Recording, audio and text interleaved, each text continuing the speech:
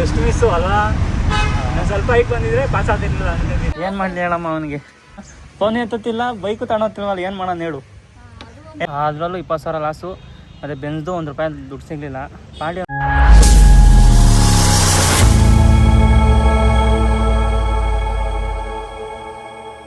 Hello friends, ಎಲ್ರಿಗೂ ನಮಸ್ಕಾರ.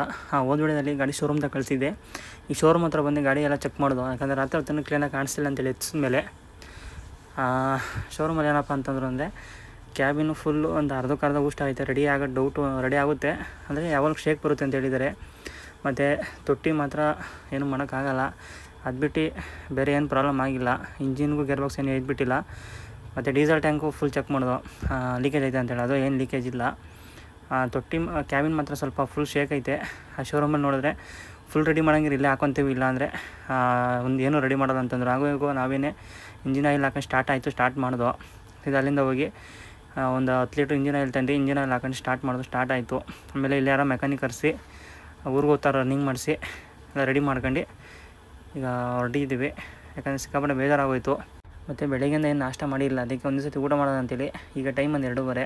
ಆ ಶೋರೂಮವರೆಲ್ಲ ಎಲ್ಲೋ ಹೋಗಿದ್ದಾರೆ ಅಂತೇಳಿ ಊಟ ಮಾಡೋಣ ಅಂತ ಬಂದು. ನಮ್ಮ ಸ್ವಲ್ಪ ಏನು ಬೇಜಾರು ಮಾಡ್ಕೊಂಬೇಡ, ಏನು ಆಗಲ್ಲ ಅಂತ ಹೇಳ್ತಿದ್ರು. ಹಾಗೆ ಊಟ ಎಲ್ಲ ಮಾಡ್ಕೊಂಡು ಸೀದಾ ಅಲ್ಲಿಂದ ಹೊರಟು. ಮತ್ತು ಅಲ್ಲಿಂದ ಗಾಡಿ ಹೆಂಗೋ ಸ್ಟಾರ್ಟ್ ಮಾಡ್ಕೊಂಡು ಸೀದಾ ಅಲ್ಲಿಂದ ಹೊರಟು. ಗಾಡಿ ಓಡ್ಸೋಕೆ ಮಾತ್ರ ಸ್ವಲ್ಪ ಕ್ಯಾಬಿನ್ ಶೇಕ್ ಐತೆ, ರೈಟ್ ಸೈಡ್ಗೆ ವಾಲುತ್ತೆ. ಇವಾಗ ಗಾಡಿಗೆ ನಾನು ಹೋಗಲ್ಲ, ಯಾಕಂದರೆ ಅದು ನನಗೆ ಹೋಗೋಕ್ಕೆ ಸ್ವಲ್ಪ ಬೇಜಾರಾಗ್ಬಿಟ್ಟೈತೆ. ಅದಕ್ಕೆ ನಮ್ಮ ಮಂಜನು ಮತ್ತು ಇನ್ನೊಬ್ಬ ಮಂಜನು ಇಬ್ಬರೂ ಕಳಿಸ್ತೀನಿ. ನೋಡೋಣ, ಈಗ ಪಾರ್ಕಿಂಗ್ ಹೋಗಿ ಸಿಗೋಣ. ಈ ಅವಸ್ಥೆಯಲ್ಲಿ ನಾನು ಗಾಡಿ ಓಡಿಸೋಕ್ಕೆ ಹತ್ರ ಬಂದು ಈಗ ಬಂದು ಪಾರ್ಕಿಂಗ್ ಹತ್ರ ಗಾಡಿ ಹಾಕ್ದು ಟೈರ್ ಒಂದು ಇದು ಮಾಡ್ಕೊಂಡು ಹೋಗಬೇಕು, ಅದಕ್ಕೋಸ್ಕರ ಈಗ ಸ್ಟೆಪ್ನಿ ಚೇಂಜ್ ಮಾಡ್ಕೊಬೇಕು. ಇಡ್ಲಿ ಅಂತೇಳಿ ಸ್ಟೇಷನ್ ಹತ್ರ ಹೋಗ್ತಾಯಿದ್ದೀವಿ. ಒಂದು FIR ಮಾಡಿಸೇ ಬಿಡೋಣ ಅಂತೇಳಿ, ಯಾಕಂದರೆ ಅವ್ರು ಬೇಡ ಅಂತಂದರು. ಯಾಕಂದರೆ ನಮ್ಮ ಸೇಫ್ಟಿಗೆ ಬೇಕು ಅಂತ ಹೋಗ್ತಾಯಿದ್ದೀವಿ. ಅವರು ಕಾರು ಅಂತಂದು ಎಲ್ಲಿ ನಿಲ್ಸಾನೆ, ಅಡಿಗೆ ಬಿಡ್ತಾನೆ ಅಂದ್ಕೊಂಡ್ರೆ ಇಲ್ಲೂ ಜಾಗ ಇಲ್ಲ ಅಂತೇಳಿ ಫ್ಲೇವರ್ ಅಡಿಗೆ ನಿಲ್ಸಾನೆ. ಅಯ್ಯೋ, ಇದು ನಾವು ಹೋಗ್ಬೇಕಾಗ್ತೀರಿ, ಇದ್ರ ಮೇಲೆ ಹತ್ತಿ ಆ ಕಡೆ ಹೋಗ್ಬೇಕೇನಪ್ಪ. ಅವನು ಅಲ್ಬತ್ತಾನೆ ಅಜಯ, ಮಿಸ್ ಆಗಿ ಬಿದ್ದರೆ ಮಾತ್ರ. ಫ್ರೆಂಡ್ಸ್, ಇವಾಗ ಸ್ಟೇಷನ್ ಹತ್ರ ಬಂದು ಕರೆಕ್ಟಾಗಿ 2 ವಾರ ಆಯಿತು. ಒಂಚೂರು ರೆಸ್ಪಾನ್ಸ್ ಮಾಡ್ತಾಯಿಲ್ಲ. ಮೊನ್ನೆ ಆಕ್ಸಿಡೆಂಟ್ ಆದಾಗ ಫೋನ್ ಮಾಡಿದ್ದಕ್ಕೆ ಯಾರಿಗೂ ಏನು ಗೊತ್ತಿಲ್ವಲ್ಲ, FIR ಏನು ಬೇಡ ಅಂತಂದರು. ಗಾಡಿಯಲ್ಲಿ SC ಎಲ್ಲ ಪ್ರೊಸೀಜ್ ಆದಮೇಲೆ ಸ್ಟೇಷನ್ ಅಂತ ಬಂದು ಒಂದು ಸತಿ ಮೀಟಾಗಿ ಅಂತಂದರು. ಬಂದು ನೋಡಿದ್ರೆ ರೆಸ್ಪಾನ್ಸ್ ಮಾಡ್ತಾಯಿಲ್ಲ. ಯಾಕಂದರೆ ಪೇಪರ್ ಕೊಡಿ ಅಂದರೆ ಒಂದು ಪೇಪರು ಕೊಡುತ್ತಲ್ಲ. ಯಾಕಂದರೆ ಸುಮ್ಮನೆ ನಮ್ಮ ಸೇಫ್ಟಿಗೆ ಇರಲಿ ಅಂತೇಳಿ ಸೀದಾ ಅಲ್ಲಿಂದ ಅವ್ರ ಕೈಲಿ ಬೈಸ್ಕೊಂಡು ವಾಪಸ್ ಹೋಗ್ತಾಯಿದ್ದೀವಿ. ಮನೆ ನೋಡ್ರೆ ಬನ್ನಿ ಅಂತೇಳಿ, ಹಿಂಗೆ ನೋಡ್ರೆ ಈ ಥರ ಹೇಳಿದ್ರು. ಯಾಕಂದರೆ ಬೇರೆ ಕಡೆ ಕರ್ನಾಟಕ ಗಾಡಿಗಳಿಗೆ ರೆಸ್ಪಾನ್ಸ್ ಇಲ್ಲ, ಅದೊಂದು ಬೇಜಾರಾಗೋಯ್ತು ನಮಗೆ. ಏನೂ ಮಾಡೋಕ್ಕಲ್ಲ, ಬಂದು ಸುಖ ಇಲ್ಲ ಅಂತೇಳಿ ವಾಪಸ್ ಹೋಗ್ತಾಯಿದ್ದೀವಿ. ಬರ್ಬೇಕಾದ್ರೆ ಕಾರ್ ಬಂದು ಇವಾಗ ಹೋಗ್ಬೇಕಾದ್ರೆ ಏನೂ ಸಿಗಲಿಲ್ಲ. ಹಿಂಗೋ ಹೈವೇಲಿ ಒಂದು ಬಸ್ ಸಿಕ್ತು, ಬಸ್ನ ಅಡ್ಡ ಹಾಕೊಂಡು ಬಸ್ಸಲ್ಲಿ ಹೋಗ್ತಾಯಿದ್ದೀವಿ. ಹಾಗೆ ಅವರು ನಮ್ಮ ಯೂಟ್ಯೂಬ್ ಐಡಿನ ಸಬ್ಸ್ಕ್ರೈಬ್ ಮಾಡಿಸ್ತು. ಫೈನಲಿ ಇವಾಗ ಬರೋಡೋಗಿ ಬಂದು ಪಾಪ ನಮ್ಮ ಬಸ್ ಡ್ರೈವರ್ಸ್ ತುಂಬ ಒಳ್ಳೆಯವರು. ಯಾಕಪ್ಪ ಅಂದರೆ ದುಡ್ಡು ಕೊಡೋಕೆ ಹೋದ ದುಡ್ಡು ಇಸ್ಕೊಂಡಿಲ್ಲ. ಭಯ್ಯ ನಾವು ಡ್ರೈವರ್ ಹೆಲ್ಪ್ ಆಗಬೇಕು ಅಂತೇಳಿ ದುಡ್ಡೇನು ಬೇಡ ಅಂತಂದರು. ಅವ್ರು ಒಂದು ಥ್ಯಾಂಕ್ಸ್ ಹೇಳ್ಬಿಟ್ಟು ಸೀದಾ ಅಲ್ಲಿಂದ ಹೊರಟು. ಇದು ಲೋಕಲ್ ಬಸ್ ಅಂತೆ, ಅದರಿಂದ ಇವರು ಜಾಸ್ತಿ ಮುಂದಕ್ಕೆ ಹೋಗಲ್ಲ ಅಂತ ಇಲ್ಲಿಂದ ನಾವು ಆಟೋ ಹತ್ಕೊಂಡು ಹೋಗಬೇಕು. ಫೈನಲಿ ನಮ್ಮ ಹುಡುಗರೆಲ್ಲ ರೆಡಿ ಆಗೋರೆ ಗಾಡಿನ ತೊಗೊಂಡು ಹೋಗೋಕ್ಕೆ. ಇವಾಗೇನಪ್ಪ ಅಂದರೆ ನಮ್ಮ ಇನ್ನೊಂದು ಗಾಡಿ ಬಂದಿತ್ತು, ಫ್ರೆಂಡ್ ಗಾಡಿನೇ, ಅಮರಾವತಿ ಎಕ್ಸ್ಪ್ರೆಸ್ ಅಂತ. ಇವಾಗ ಅಣ್ಣನ ಹೆಸರು ಬಸವಣ್ಣ ಅಂತೇಳಿ ಬಂದು ಗಾಡಿ ನೋಡಿ ಮಾತಾಡಿಸ್ತಿದ್ರು. ಮತ್ತು ಅವ್ರ ಗಾಡಿಯಿಂದ ಎಲ್ಲೋ ಟಚ್ ಆಗಿತ್ತು ಅಂತೇಳಿ ಅವರು ತುಂಬ ಬೇಜಾರು ಮಾಡ್ಕೊಂಡಿದ್ರು. ಹಾಗೆಯೇ ನಾವು ಎಲ್ಲ ಹೋಗಿ ಊಟ ಮಾಡ್ಕೊಂಬಂದು ಈ ಗಾಡಿ ಸ್ಟಾರ್ಟ್ ಮಾಡಿದ್ದೀನಿ. ಈ ಗಾಡಿಗೆ ಡೀಸೆಲ್ ಹಾಕ್ಸ್ಬಿಟ್ಟು ಗಾಡಿನ ಕಳಿಸ್ಬೇಕು. ಇಷ್ಟೊತ್ತಕ ಊಟ ಮಾಡಿ ಹೊಡೋಣ ಅಂತ ಹೇಳಿದರು. ಅದೆಲ್ಲ ಆದಮೇಲೆ ಅವ್ರ ಕೈ ಗಾಡಿ ಕೊಟ್ಟೆ, ನೀವು ಹೋಗ್ರಿ ಅಂತೇಳಿ. ಇನ್ನೊಂದೇನಪ್ಪ ಅಂತಂದರೆ ನಿಧಾನಕ್ಕೆ ಹೋಗಿ ಅಂತ ಹೇಳಿದ್ದೀನಿ. ಯಾಕಂದರೆ 40-30 ಹೋಗಬೇಕು, ಜಾಸ್ತಿ ಸ್ಪೀಡಾಗಿ ಹೋಗೋಕ್ಕಾಗಲ್ಲ. ಮತ್ತು ಇನ್ನೊಂದು ಗಾಡಿ ರೆಡಿ ಆಗಿತ್ತು, ಲೋಡ್ ಆಗಿರೋ ಗಾಡಿ, ನಮ್ಮ SR ಗಾಡಿ ಪುರುಷಣ್ಣ ಅಂತೇಳಿ, ಅವ್ರ ಜೊತೆ ಮಾಡಿ ಗಾಡಿ ಕಳಿಸ್ತಾ ಇದ್ದೀನಿ. ನಾವು ಊರಿಗೆ ಹೋದ್ಮೇಲೆ ಶೋರೂಮ್ ಬಿಟ್ಟು ಎಲ್ಲ ರೆಡಿ ಮಾಡಿಸ್ಬೇಕು. ದಿ ನೆಕ್ಸ್ಟ್ ಡೇ ನಿನ್ನೆ ನಾನು ಗಾಡಿ ಕಳಿಸಿದ್ದೆ. ಇವತ್ತು ಫುಲ್ ಡೇ ವೇಸ್ಟ್, ಯಾಕಂದರೆ ಲೋಡಿಂಗ್ ಯಾವೂ ಬರಲಿಲ್ಲ. ನಾನು ಸೂರತ್ ಹೋಗ್ತೀನಿ ಅಂತೇಳಿ ಎಲ್ಲರಿಗೂ ಹೇಳಿದ್ದೀನಿ.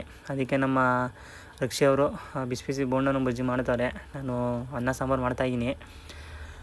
ಯಾಕಂದರೆ ಇವರಿಬ್ಬರು ಇಲ್ಲೇ ಲೋಡ್ ಮಾಡ್ತೀನಿ ಅಂತಂದ್ರು. ಅದಕ್ಕೆ ನಾನು ಸೂರತ್ ಹೋಗ್ತೀನಿ, ಲೋಡಿಂಗ್ ಆಗಲ್ಲ ಅಂತೇಳಿ ಹೊರಟಿದ್ದೀನಿ. ಅದಕ್ಕೋಸ್ಕರ ಈಗ ಊಟ ಮಾಡ್ಕೊಂಡು ಹೊಡಬೇಕು.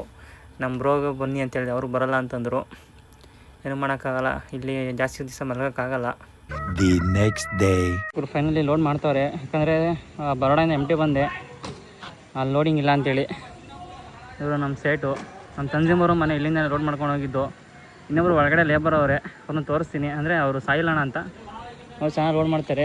ನಮ್ದು ಇನ್ನೊಂದು ಕೈಫ್ ಗಾಡಿ ಇಲ್ಲೇ ಲೋಡ್ ಆಗ್ತಾಯಿತ್ತು GST. ಈಗ ಅದು ಹಾಚ್ಕೋಗೋರೆ. ಟ್ರಿಪ್ ಹೋಗಿ ಫಸ್ಟು ಇದಕ್ಕೆ 2 ಟೈರ್ ಹಾಕ್ಸ್ಬಿಟ್ಟು ಬೆಂಜಿನ ಕ್ಲೀನಾಗಿ ಶೋರೂಮ್ ಬಿಟ್ಟು ರೆಡಿ ಮಾಡಿಸಿ. ಬೈ ಇವರು ನಮ್ಮ ಸಾಹಿಲ್ ಬೈ ಅಂತ. ಹಾಂ ಗೊತ್ತಾ? ಓ ಬಾಡಿ ಬಿಲ್ಡರ್. और नाम उसका नाम भाई अशफाक. ओ उसको सुबह कॉल कर दिया. ಅವರು ಇವಾಗ ಟೈಮ್ ಅಂದೆ 4:15. ಈಗ ಹೊರಟಿದ್ದೀವಿ ಲೋಡ್ ಮಾಡ್ಕೊಂಡು. ಅಂದರೆ ಹೈವೇಗೆ ಬಂದಿದ್ದು ಆಯ್ತು ನಾನು ನೋಡಿ. ಈ ಗಾಡಿನೂ ನಾವು ಸೂರತ್ತಲ್ಲಿತ್ತು, ಸೂರತ್ತಲ್ಲಿ ಅಂತೀನಿ ಬರೋಡದಲ್ಲಿತ್ತು. ಈ ಟೋಟಲ್ 4 ಗಾಡಿ ಜೊತೆ ಹೋಗ್ತೀವಿ. ನಮ್ಮ ಅವೇಶ್ ಬೈ ಗಾಡಿನ ಬರ್ತಾರೆ. ನಾನು ಟಾರ್ಪಲ್ಲು ಶಾರ್ಟೇಜ್ ಆಗಿದ್ರು, ಯಾಕಂದರೆ ಸಿಕ್ಕಾಬಿಟ್ಟು ಹೈಟ್ ಬಂದ್ಬಿಟ್ಟೈತೆ. ಬೆಂಜಲ್ಲಿ ಟಾರ್ಪಲ್ ಎತ್ಕೊಂಡಿದ್ರೆ ಆಗಿರೋದೇನೋ. ಒಂದು ಟಾರ್ಪಲ್ ಇತ್ತು, ಒಂದೇ ಒಂದು ಟಾರ್ಪಲ್ ಮಡಗಿದೆ ಅಷ್ಟೇ. ಯಾಕಂದರೆ ಕರೆಯೋದು ಒಂದೇ ಒಂದು ಚೆನ್ನಾಗಿತ್ತು, 2 ಟಾರ್ಪಲ್ಲು ಊಸ್ಟಾಗಿ ಹೋಗಿದ್ದು. ನೋಡೋಣ, ನಮ್ಮ ಅವೇಶ್ ಬೈ ಬಂದರೆ ಒಂದು ಟಾರ್ಪಲ್ ಇಸ್ಕೊಂಡು ಹಾಕೊಂತೀನಿ. ಈಗ ಇಲ್ಲೇ ಒಂದು ಸಬಾರ್ ಹೋಟ್ಲ್ ಅಂತ ಇದೆ, ಅಲ್ಲಿ ಹಾಕೊಳ್ಳಿ ಅಂತ ಹೇಳಿದ್ದಾರೆ. ಲೋಗ್ ಆಡ್ಕೊಂಡು ಸಂಜೆ ಬಿಡ್ತೀವಿ. ಇಲ್ಲೇ ಹೋಟ್ಲದ ಗಾಡಿ ಹಾಕೊಂಡಿದ್ದು. ಇಲ್ಲಿ ನೋಡಿದ್ರೆ ಇವತ್ತು 7 ಗಂಟೆ ತನಕ ಊಟ ಸಿಗೋಲ್ಲ ಅಂತಂದರು. ಅದಕ್ಕೆ ಗಾಡಿನೆಲ್ಲ ಲೈನ್ಗೆ ಹಾಕೊಂಡು ನಾವು ಅಡುಗೆ ಮಾಡ್ಕೊಳ್ಳೋ ಅಂತೇಳಿ ಎಲ್ಲ ಪ್ರಿಪೇರ್ ಮಾಡ್ಕೊತ ಇದ್ದೀವಿ. ಬ್ರೋ ಫೈನಲಿ ಇವಾಗ ಬೆಂಗಳೂರಿಗೆ ಬಂದಿದ್ದೀವಿ. ಯಾಕಂದರೆ ಮೊನ್ನೆಲ್ಲ ವೀಡಿಯೋ ಮಾಡೋಕ್ಕಾಗಿಲ್ಲ, ಅಂದರೆ ಯಾಕೆ ಸಿಂಗಲ್ ಡ್ರೈವರ್ ಇದ್ದಿದ್ದು. ಸಿಕ್ಕಾಬಿಟ್ಟು ಹೈಟ್ ಬೇರೆ ಬಂದಿತ್ತಲ್ಲ, ಅದಕ್ಕೆ ಜಾಸ್ತಿ ನಿದ್ದೆ ಮಾಡೋಕ್ಕೆ ಹೋಗಿಲ್ಲ ಮತ್ತು ವೀಡಿಯೋನು ಮಾಡೋಕ್ಕೆ ಹೋಗಿಲ್ಲ. ಆದರೆ ಗಾಡಿಗಳೆಲ್ಲ ಓಡಿಸ್ಕೊಂಡು ಕೊಟ್ಟರು. ನಮ್ಮ ಆದಿಲ್ಲೂ ಓಡಿಸ್ಕೊಂಡ್ಬಿಟ್ಟ ಸ್ವಲ್ಪ ದೂರ. ನಿದ್ದೆ ಬಂದಾಗೆಲ್ಲ ಓಡಿಸ್ಕೊಡ್ತಾಯಿದ್ದ ಬಿಜಾಪುರ ಅಲ್ಲಿ ಇಲ್ಲಿ ಎಲ್ಲ. ನಾನು ಯಾಕಪ್ಪ ನಾನು ಗಾಡಿಯಿಂದ ಇದ್ದೀನಿ ಅಂದರೆ ಅವ್ರಿಗೆ ಪಾರ್ಟಿಗೆ ತೋರಿಸ್ಬೇಕು. ಅಂದರೆ ಸಿಕ್ಕಾಪಟ್ಟೆ ಹೈಟ್ ಬಂದೈತೆ. ಇಲ್ಲಿ ಬ್ರಿಡ್ಜ್ಗಳು ಒಂದು ಬ್ರಿಡ್ಜ್ ಪಾಸ್ ಆದ್ರೂ ಎಲ್ಲ ಕಡೆಯೂ ಪಾಸ್ ಆಗುತ್ತೆ. ಅದಕ್ಕೋಸ್ಕರ ನಮ್ಮ ಸಾಯಿಲ್ ಗಾಡೀಲಿ ಕೂತ್ಕೊಂಡು ವೀಡಿಯೋ ಮಾಡ್ತಾಯಿದ್ದೀನಿ. ಇವ್ರ ಗಾಡಿ ಡ್ರೈವರು, ನನ್ನ ಗಾಡಿ ಓಡಿಸ್ತವ್ರೆ. ಈಗ ಇವ್ರು ಬಂದು ನಮ್ಮ ಕೈಫ್ ಅವ್ರ ಗಾಡಿ ಡ್ರೈವರ್ ಇವರು. ನೋಡಿ ಎಷ್ಟು ಹೈಟ್ ಬಂದೈತೆ ನೋಡಿ, ಜಸ್ಟ್ ಮಿಸ್ಸು. ಮತ್ತು ಇದೊಂದು ಬ್ರಿಡ್ಜ್ ಪಾಸ್ ಆಗಿಬಿಟ್ರೆ ನಮಗೇನು ಅಷ್ಟೊಂದು ಬೇಜಾರು ಅನ್ಸಲ್ಲ. ನೋಡಿ ಜಸ್ಟ್ ಇಂಚುಗಳು, ಇನ್ನೊಂದು ಚೂರು ಹೈಟ್ ಬಂದುಬಿಟ್ಟಿದ್ರು. ಮತ್ತು ಗಾಡಿನೂ ಪಾಸ್ ಆಗ್ತಾ ಇರಲಿಲ್ಲ, ಏನಿಲ್ಲ. ಇನ್ನು ನಾವು ಅಲ್ಲಿಂದ ಹೆಂಗೆ ಬಂದಿರ್ಬೇಕು ಹೇಳಿ. ಏಜಿನಲ್ಲಿ ಮಾತ್ರ ಇಷ್ಟೊಂದು ಹೈಟ್ ಬರೋದು, ಬೇರೆ ಲೋಡಲ್ಲಿ ಇಷ್ಟೊಂದು ಹೈಟ್ ಬರೋಲ್ಲ. ಹಾಂ, ನಿಮ್ಗೊಂದು ವೀಡಿಯೋ ಬೇಕು. ಪಾಸ್ ಆಗುತ್ತೆ ಹೆಂಗೋ. ನೀನು ಯಾಕಂತ ಹೇಳೋದು? ತಡಿ ಹೊರಟೋಗ್ಬಿಡ್ಲಿ. ಸರಿಯೋ, ನೀನು ಹಂಗೆ ಹೇಳಿ, ಅವ್ರು ಹಂಗೆ ಹೇಳ್ತಾರೆ. ಫೈನಲ್ಲಿ ಬಂದೆ ಪಾಯಿಂಟ್ಗೆ. ಎಲ್ಲ ಫುಲ್ಲು ಸ್ವಲ್ಪ ಜಾಗ ಚಿಕ್ಕಾಬಿಡೈತೆ. ಇವರು ಆಡ್ಕೊಂತವ್ರೆ. ನಾವು ಮಾಡ್ಕೊಂತೀವಿ. ಅವ್ರು ಗಾಡಿ ತೆಗಿಸ್ತವ್ರೆ.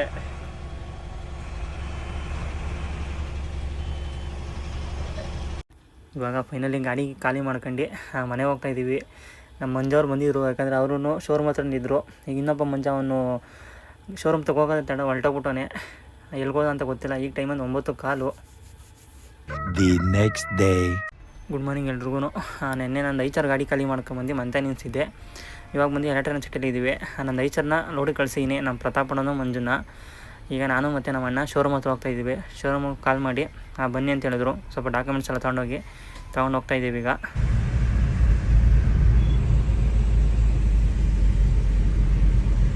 ಇವಾಗ ಶೋರೂಮ್ ಹತ್ರ ಬಂದೆ. ಅಣ್ಣವ್ರು ಸಿಕ್ಕಿದ್ರು. ಇವ್ರು ನಮ್ಮೂರವ್ರೇನೆ, ನಮ್ಮ ಫ್ರೆಂಡೇನೇನೆ. ಇದು ಆಲ್ಮೋಸ್ಟ್ ಫಸ್ಟ್ ಟಾಟಾದಲ್ಲಿ ಕೆಲಸ ಮಾಡ್ತಾಯಿದ್ರು. ಈಗ ಒಳ್ಳೆ ಬ್ರ್ಯಾಂಡೆಡ್ ಕಂಪ್ನಿಲಿ ಸೇರ್ಕೊಂಡವ್ರೆ. ಇಲ್ಲೇ ಶೋರೂಮಿಗೆ ಬಿಟ್ಟಿದ್ದೀನಿ ನಾನು. ಇಲ್ಲೇ ಇದು ಗಾಡಿ.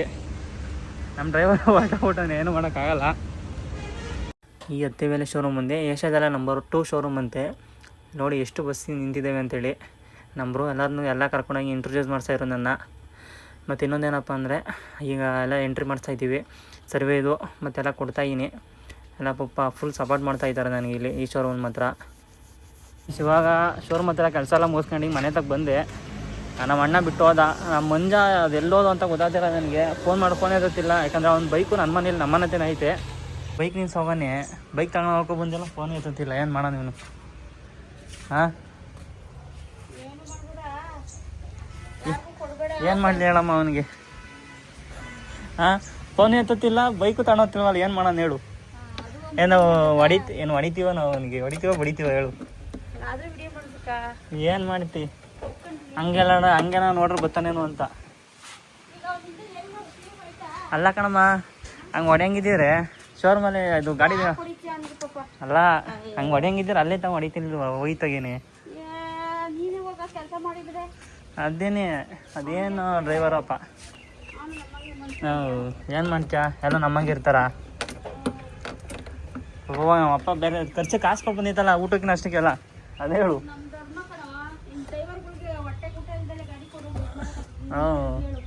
ಏನು ಮಾಡೋಣ. ಇನ್ನೊಬ್ಬರ ಬಗ್ಗೆ ಮಾತಾಡಬೇಕು. ಏನಪ್ಪ ಅಂದರೆ ಕೋಲಾರ ಪಾರ್ಟಿ ಬಗ್ಗೆ ಒಂದು ಸಿಕ್ಕಾಪಟ್ಟೆ ಬೈದಿ ಎಲ್ಲ ಮಾಡೋನೆ ನಮ್ಮ ಡ್ರೈವರ್ಗೆ.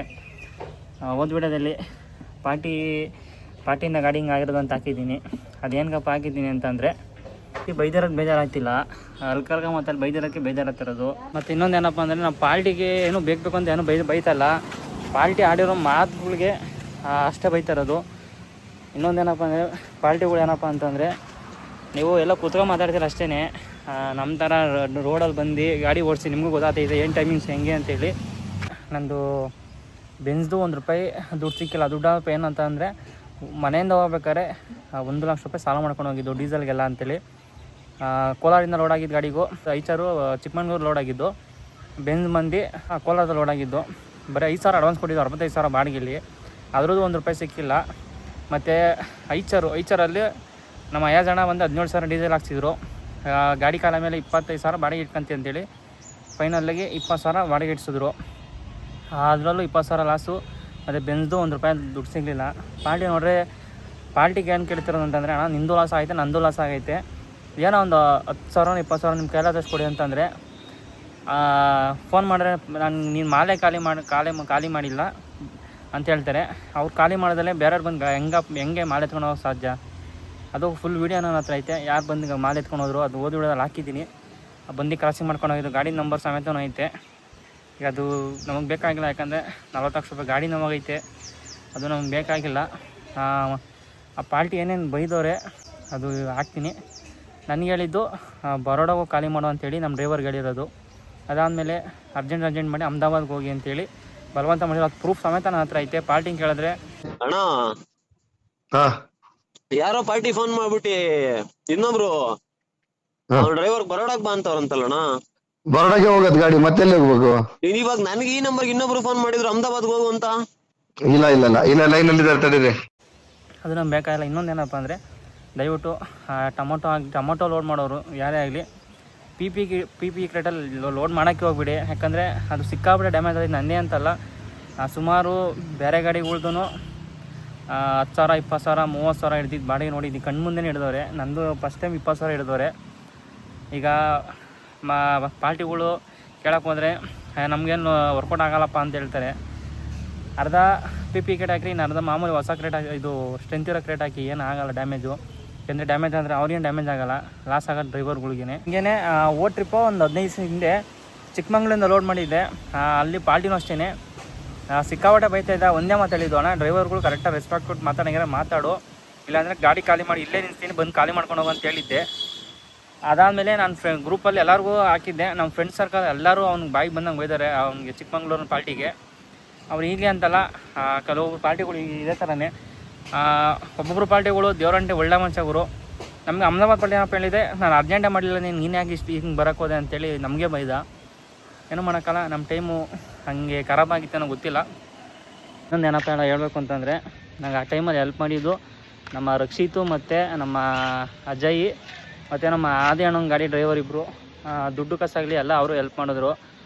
ಆಮೇಲೆ ಸಿಕ್ಕಾಪಟ್ಟೆ ಹೆಲ್ಪ್ ಮಾಡಿದಂದರೆ ಅಜಯ್ ಮತ್ತು ರಕ್ಷಿತು ನೆನ್ಸ್ಕೊಳ್ಬೇಕು. ಅವ್ರು ಓನರ್ ಬೈದರು ಕೂಡ ಜೊತೆಲಿ 2 ದಿವಸ ಅಲ್ಲೇ ಇದ್ದು ಗಾಡಿ ರೆಡಿ ಆಗೋ ತಗೊಂಡು ಅಮೌಂಟ್ ಎಲ್ಲ ಡೀಸೆಲ್ಗೆಲ್ಲ ಪಾಪ ಹೆಲ್ಪ್ ಮಾಡಿ ರಾತ್ರಿ ಹೊತ್ತೆಲ್ಲ.